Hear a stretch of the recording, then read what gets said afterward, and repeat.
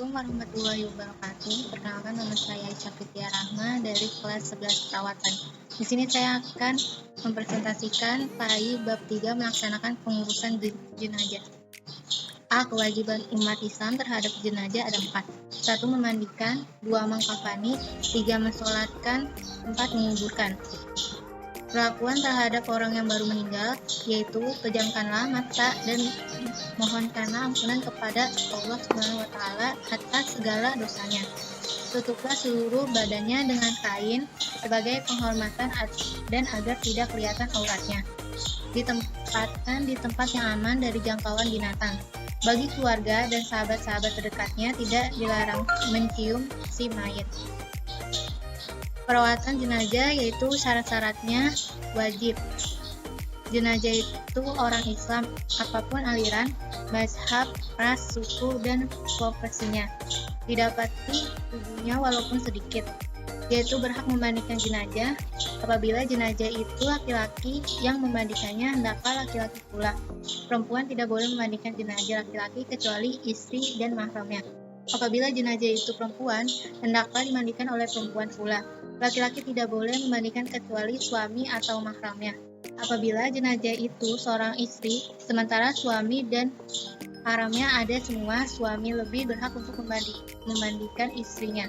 Apabila jenazah itu seorang suami, sementara istri dan mahramnya ada semua, istri lebih berhak untuk memandikan suaminya. Tata cara memandikan jenazah di tempat tertutup agar melihat hanya orang-orang yang memandikan dan mengurusnya saja. Mayit diletakkan di tempat yang tinggi seperti dipan.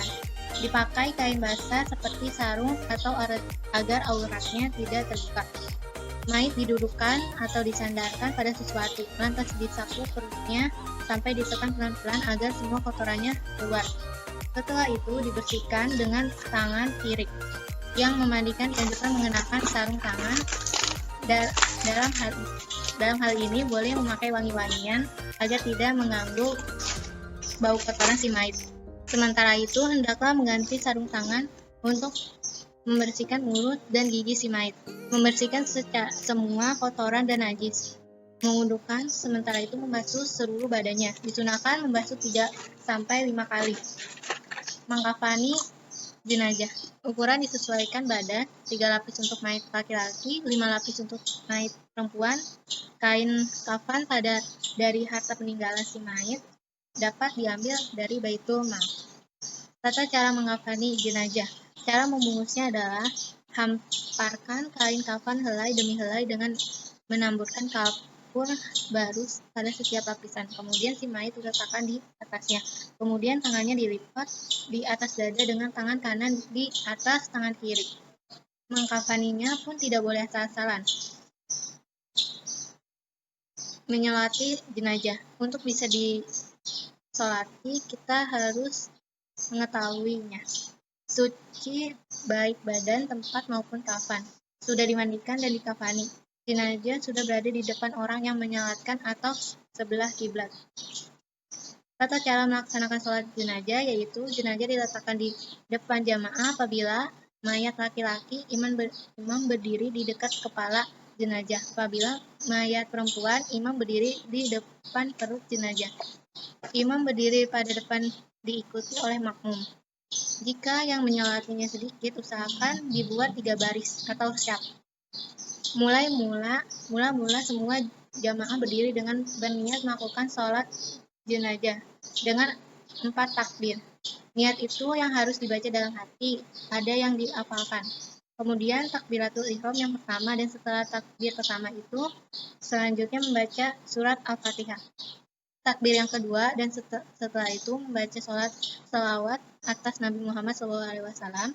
Takbir yang ketiga kemudian membaca doa untuk jenazah.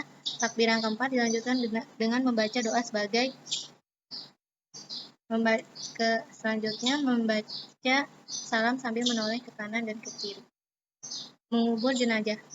Mengubur jenazah ada beberapa penjelasan, yaitu Rasulullah SAW menganjurkan agar jenazah segera dikuburkan. Sebaiknya mengurus jenazah pada siang hari.